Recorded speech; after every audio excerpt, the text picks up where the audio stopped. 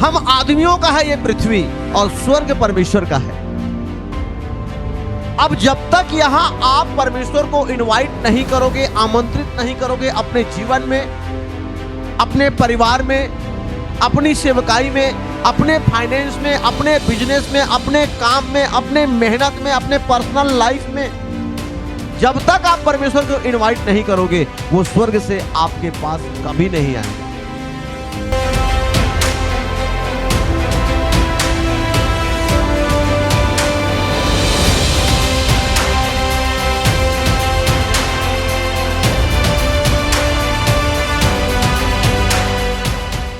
हमारे आत्मिक पिता हमेशा इस बात को हमें सिखाते हैं कि आप जिन चीजों को डिजर्व करते हो, आप एक पास्टर हो, आप डिजर्व करते हो कि आप एक बड़ी मिनिस्ट्री करें, या आप एक्सेप्ट करते हो परमेश्वर से कि वो आपको एक बड़ी मिनिस्ट्री दे। आप एक विश्वासी हैं, कर्ज में हैं, आप परमेश्वर से एक्सेप्ट करते हैं, उम्मीद करते हैं कि परमेश्वर आपको कर्ज से निकाले। आप एक विश्वासी हैं, आप बीमार हैं, आप परमेश्वर से उम्मीद करते हैं कि वो आपको चंगा करे। आपके घर में टोना जादू के अटैक्स हैं, दुष्ट आत्मा के अटैक्स हैं, आप उम्मीद करते हैं कि परमेश्वर आपको इस दुष्ट आत्मा के बंधनों से आजाद करे। आपके घर में नशा है, पाप है, व्यभिचार है, आप परमेश्वर से एक्सेप्ट करते हैं कि परमेश्वर आपको नशा से, पाप से, व्यभिचार से, आपके परिवार को, आपके हस्बैंड को, आपके बच्चों को निकाले। आप एक्सेप्ट करते हैं, आपका ये परमेश्वर से एक्सेप्टेशन है, उम्मीद है। लेकिन हमारे आत्मिक पिता हमेशा हमें सिखाते हैं कि आप जो डिजर्व करते हो, आप जो एक्सेप्ट करते हो, परमेश्वर आपको वो नहीं देता। परमेश्वर आपको हमेशा वो देता है जिसके लिए आप फाइट करते हो आत्मा में, जिसके लिए आप फाइट करते हो स्पिरिट में। आत्मिक लड़ाई, जिस आशीष के लिए, जिस बात के लिए आप लड़ते हो, आत्मिक लड़ाई, परमेश्वर उस लड़ाई में आपको जय देता है और उसी लड़ाई की आशीष आपको परमेश्वर देता है। जिन चीजों के लिए आप फाइट नहीं करेंगे आत्मा में, आप लड़ाई नहीं करेंगे आत्मा में, परमेश्वर लाठी और डंडे की लड़ाई की बात नहीं कर रहा, परमेश्वर कोर्ट कचहरी की लड़ाई की बात नहीं कर रहा है। आत्मिक लड़ाई, जिन चीजों के लिए आप आत्मा में फाइट नहीं करोगे, उन आशीषों को आप अपने भौतिक जीवन में, सांसारिक जीवन में कभी नहीं देखोगे। ये हमेशा हमारे आत्मिक पिता सिखाते हैं। आज यही बात परमेश्वर का वचन कह रहा है। उत्पत्ति 4 अध्याय वचन 25 और 26 में आदम अपनी पत्नी के पास फिर गया और उसने एक पुत्र को जन्म दिया और उसका नाम यह कह के शेत रखा, परमेश्वर ने मेरे लिए हाबिल के बदले जिसको कैन ने घात किया, एक और वंश ठहरा दिया है। शेत के भी एक पुत्र उत्पन्न हुआ और उसने उसका नाम एनोश रखा और उसी समय से लोग यहोवा से प्रार्थना करने लगे। आज जब पास्टर्स कलीसिया को प्रार्थना के लिए प्रीच करते हैं, प्रार्थना के लिए टीच करते हैं, प्रार्थना के लिए मोटिवेट करते हैं, तो कलीसिया के लोगों को लगता है, लोग कहते हैं कि प्रभु को सब कुछ मालूम है, हम क्या करेंगे रात भर परमेश्वर के सामने बैठ के जब उसको सब कुछ मालूम है। हम खाने के समय खाना के लिए धन्यवाद दे देते हैं, खाना के लिए प्रार्थना कर लेते हैं, सोने के लिए हम नाइट में बिस्तर में 10 मिनट प्रार्थना कर लेते हैं, जब सुबह हम काम में निकलते हैं तो 5 मिनट हम वाइफ के साथ बैठ करके हम प्रार्थना करके काम में हम निकल जाते हैं। रात भर प्रार्थना करने के लिए या 2 घंटे, 1 घंटे, 2.5 घंटे, 3 घंटे प्रार्थना करने के लिए परमेश्वर नहीं कहता प्रभु को सब कुछ मालूम है, जबकि ये बात सरासर गलत है। ये बात सरासर गलत है। प्रभु आपको अपने पास बैठने के लिए कहते हैं। आप पूरे 7 दिन रात भर बैठे, ये परमेश्वर नहीं कहता है। आपकी कॉलिंग के अनुसार, आपकी बुलाहट के अनुसार परमेश्वर भी एक्सेप्ट करता है कि आप उसके साथ वैसी चाल चलें, वैसा व्यवहार रखें, वैसा माहौल तैयार करें जैसा आपकी बुलाहट है, जैसी आपकी कॉलिंग है। यदि आप एक साधारण एक विश्वासी हैं, चर्च में जाते हैं, बेंच में बैठ के, दरी में बैठ के आप प्रार्थना करते हैं, वचन को सुनते हैं, उसके बाद मंडे से फिर आपका बिजनेस, आपका काम पूरा शनिवार तक आपका चलता है, आप व्यस्त रहते हैं, तो आपके लिए भी परमेश्वर ने कहा है कि तेरा 2.5 घंटा मेरा है, 2 घंटा 40 मिनट मेरा है। ये हर एक विश्वासी के लिए है। फिर पास्टर को छोड़ो, आप एक अपोस्टल को छोड़िए, एक प्रोफेट को छोड़िए, एक प्रेरित को, एक पास्टर को, चरवाहा की बात मैं नहीं कर रहा, केवल एक विश्वासी की बात कर रहा। यदि आप एक साधारण विश्वासी जो हर संडे चर्च जाते हैं, आराधना प्रार्थना करते हैं, शाम को घर आते हैं और मंडे से आपका जॉब, आपका बिजनेस शुरू हो जाता है, तो आपके लिए भी परमेश्वर ने कहा है 2 घंटा 40 मिनट मेरा है। परमेश्वर आपसे केवल पैसे के दशमांश की बात नहीं करता, परमेश्वर आपसे पैसे के दशमांश से पहले समय के दशमांश की बात करता है। परमेश्वर चाहता है कि आप 24 घंटे का 10वां अंश परमेश्वर को दें। ये हर व्यक्ति के लिए है, ये हर उस व्यक्ति के लिए है जिसने प्रभु यीशु मसीह को अपना उद्धारकर्ता, अपना जीवन दाता, अपना एकलौता परमेश्वर जिसने ग्रहण कर लिया है। उस व्यक्ति के लिए यह वचन है कि याकूब ने कहा, हे परमेश्वर, जो कुछ तू मुझे दिया है या जो कुछ तू मुझे देगा उसका दशमांश मैं तुझे दिया करूंगा। तो परमेश्वर ने देखा, याकूब ने देखा कि परमेश्वर ने सबसे पहले मुझे तो समय दिया है। और याकूब पर डे प्रार्थना करता, यूसुफ पर डे प्रार्थना करता, अब्राहम पर डे प्रार्थना करता, और वो बराबर 2 घंटा 40 मिनट परमेश्वर को देते थे, और उससे कहीं ज्यादा देते थे यदि आप बाइबल ध्यान से पढ़े तो। और आज परमेश्वर यही बात आदम के बच्चों को, नाती पोतों को परमेश्वर सिखा रहा है कि प्रार्थना करो, प्रार्थना करो, प्रार्थना करो कि मैं तुम्हारे जीवनों में कार्य करूं। प्रार्थना करो, क्योंकि जब तक तुम मुझसे प्रार्थना नहीं करोगे मैं तुम्हारे किसी मामले में हस्तक्षेप नहीं करूंगा। परमेश्वर ईमानदार परमेश्वर है, जेंटलमैन परमेश्वर है। वो जेंटलमैन है। वो कभी भी इस धरती में आपके किसी काम में हस्तक्षेप नहीं करेगा जब तक आप उससे प्रार्थना नहीं kरेंगे। आप जिस विषय के लिए प्रार्थना करेंगे परमेश्वर उसी विषय में आपको उत्तर देगा। आप जिस विषय के लिए प्रार्थना नहीं करेंगे परमेश्वर उस विषय में कभी भी आपके लाइफ में हस्तक्षेप नहीं करेगा। आपने देखा उत्पत्ति के अध्याय में कि हवा लगातार शैतान के साथ इंटरटेनमेंट करती थी। हर रोज शैतान आता बगीचे के बाहर और हवा का इंतजार करता। हवा आती और वहां वो दोनों बात करते। ये महीनों सालों तक ये बातचीत चलता रहा। इतना आसान नहीं है किसी व्यक्ति को बहकाना कि शैतान उसे इतनी आसानी से बहका सके।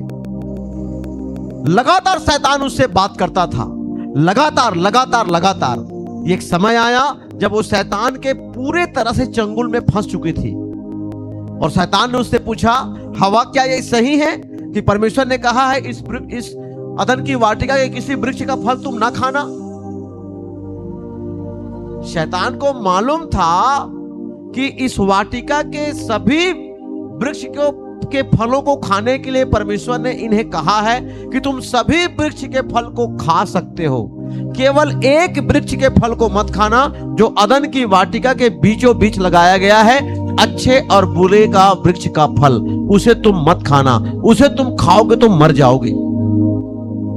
और इसीलिए आदम और हवा कभी उस वृक्ष के फल को नहीं खाए। और शैतान को यह बात मालूम था कि इस अदन की वाटिका में एक वृक्ष ऐसा है जिसका फल खाने के लिए परमेश्वर ने इन्हें मना किया है। लेकिन शैतान को बिल्कुल नहीं मालूम था कि वो वृक्ष कौन सा है जिसको खाने के लिए, जिसके फल को खाने के लिए परमेश्वर ने इन्हें मना किया है।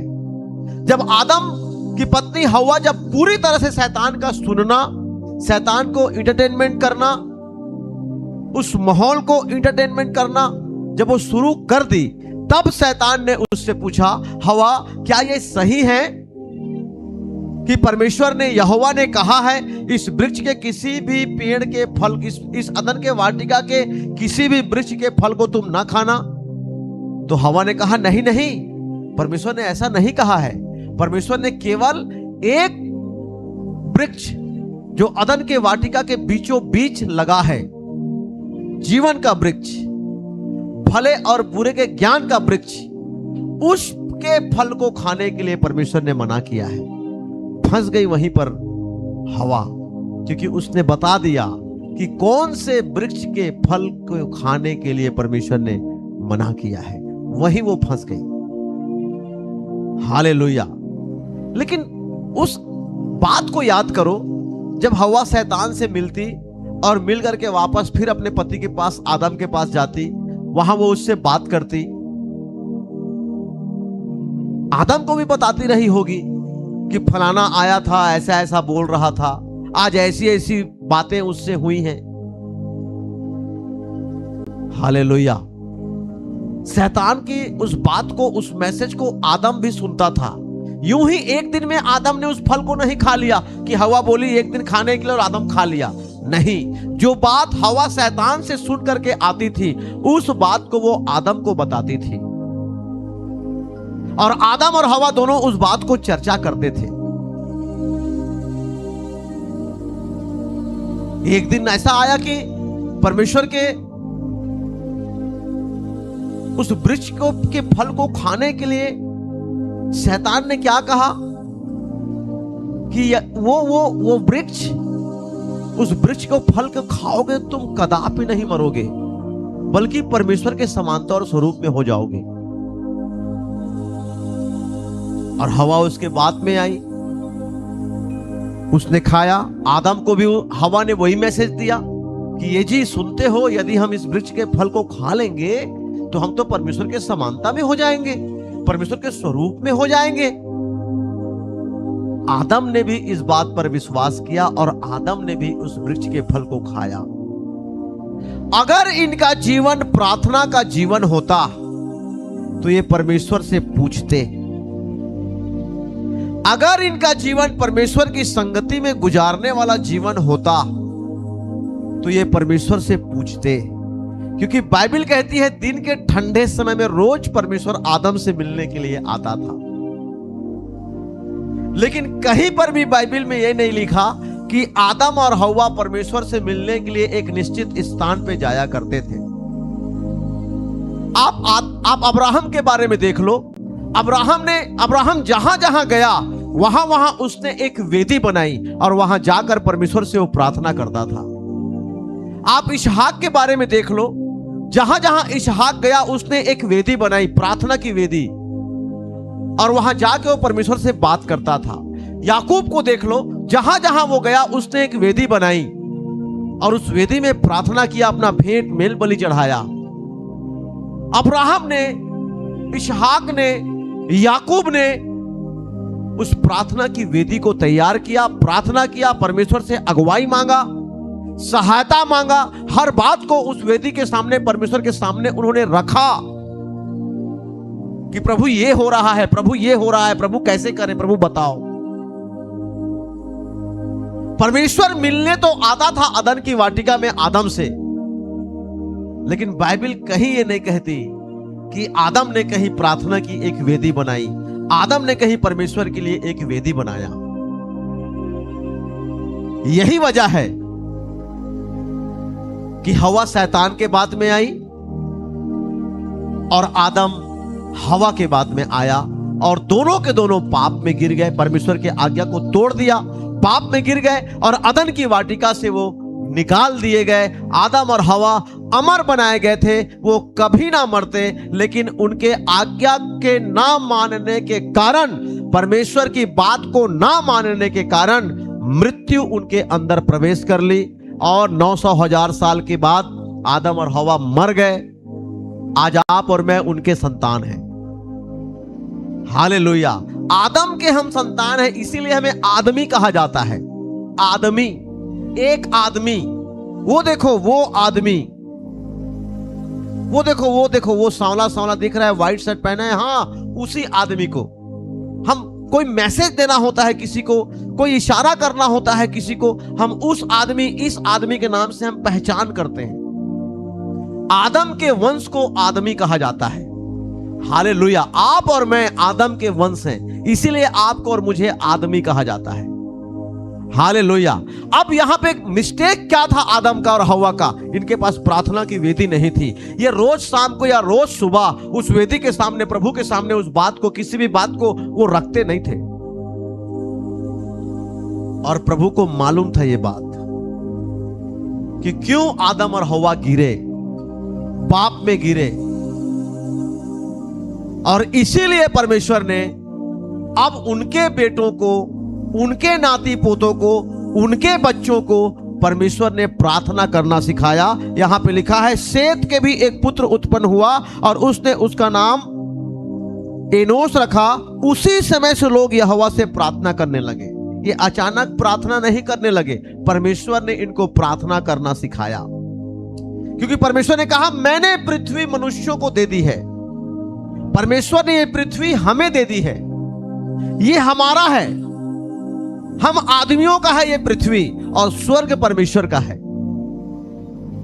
अब जब तक यहां आप परमेश्वर को इनवाइट नहीं करोगे, आमंत्रित नहीं करोगे अपने जीवन में, अपने परिवार में, अपनी सेवकाई में, अपने फाइनेंस में, अपने बिजनेस में, अपने काम में, अपने मेहनत में, अपने पर्सनल लाइफ में, जब तक आप परमेश्वर को इनवाइट नहीं करोगे, वो स्वर्ग से आपके पास कभी नहीं आएगा।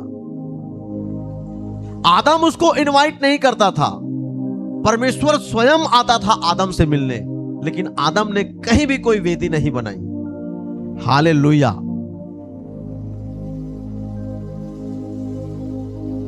परमेश्वर चाहते हैं कि आप प्रार्थना की वेदी बनाएं, जहां आप अपने बातों को रखें। आप 12 चेलों के बारे में पढ़ो, ये जहां जहां जाते प्रार्थना करने का स्थान ढूंढते, क्योंकि प्रार्थना ही है जो आपको परमेश्वर से जोड़ता है।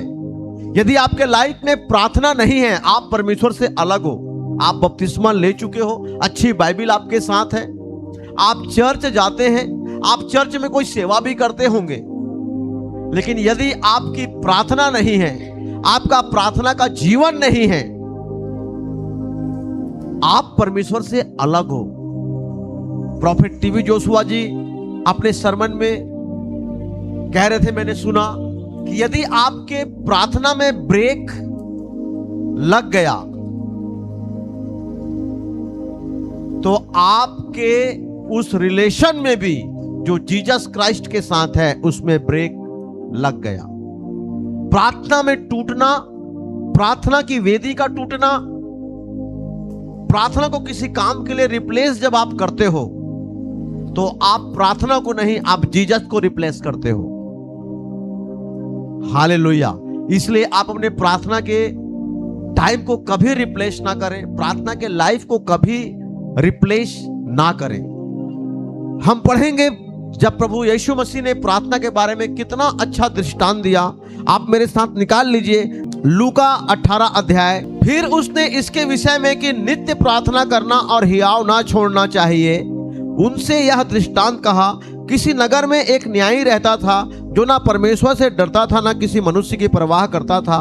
उसी नगर में एक विधवा भी रहती थी जो उसके पास आकर कहा करती थी, मेरा न्याय चुकाकर मुझे मुद्दई से बचा। कुछ समय तक तो वह न माना, परंतु अंत में मन में विचार कर कहा, यद्यपि मैं ना परमेश्वर से डरता और ना मनुष्यों की कुछ परवाह करता हूँ, तो भी यह विधवा मुझे सताती रहती है, इसलिए मैं उसका न्याय चुकाऊंगा। कहीं ऐसा ना हो कि घड़ी घड़ी आकर अंत को मेरी नाक में दम करे। प्रभु ने कहा, सुनो, यह अधर्मी न्यायी क्या कहता है, इसलिए क्या परमेश्वर अपने चुने हुओं का न्याय ना चुकाएगा जो रात दिन उसकी दुहाई देते रहते हैं? क्या वह उनके विषय में देर करेगा? हालेलुया।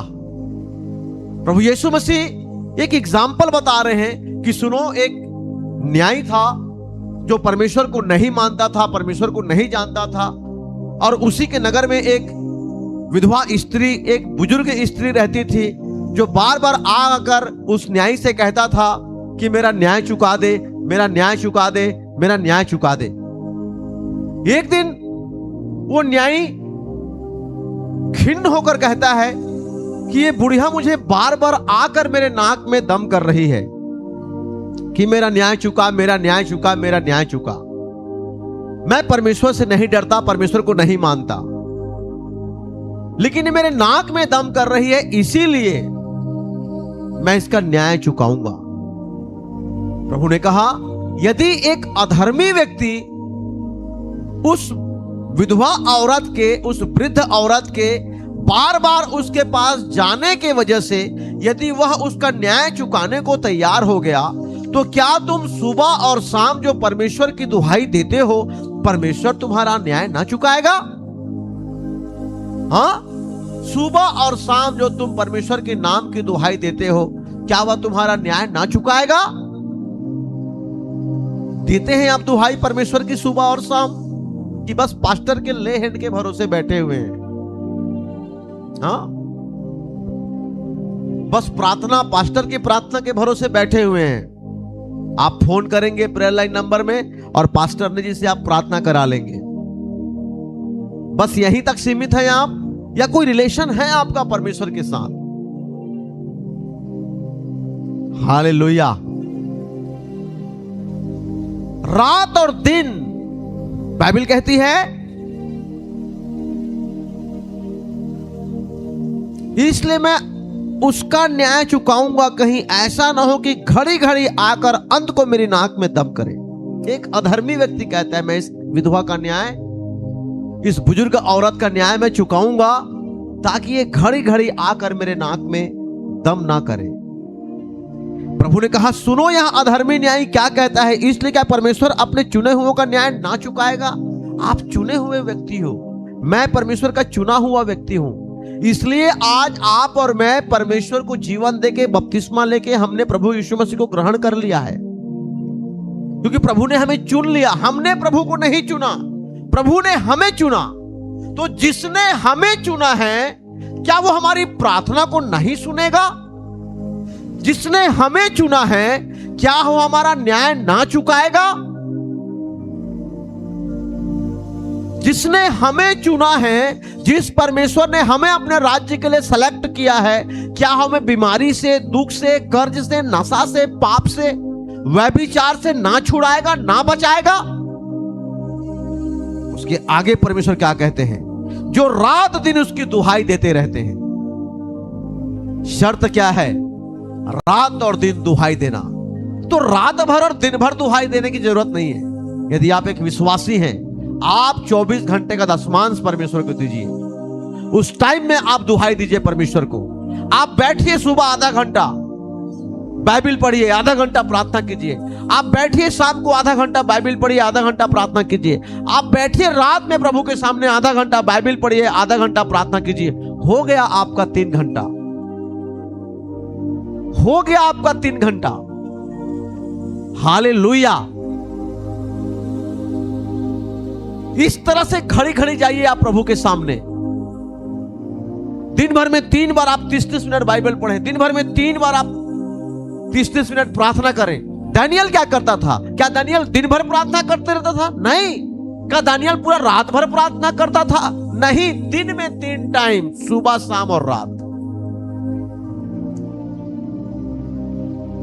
सुबह, शाम और रात। लेकिन पर डे अपने टाइम को वो चूकता नहीं था। मुझे इस समय परमेश्वर के पास जाना है तो जाना है, मुझे शाम को इस टाइम में प्रभु के पास जाना है तो जाना है, मुझे रात में इस टाइम में प्रभु के पास जाना है तो जाना है। हालेलुया। आपका एक निश्चित टाइम होना चाहिए प्रभु के पास जाने का।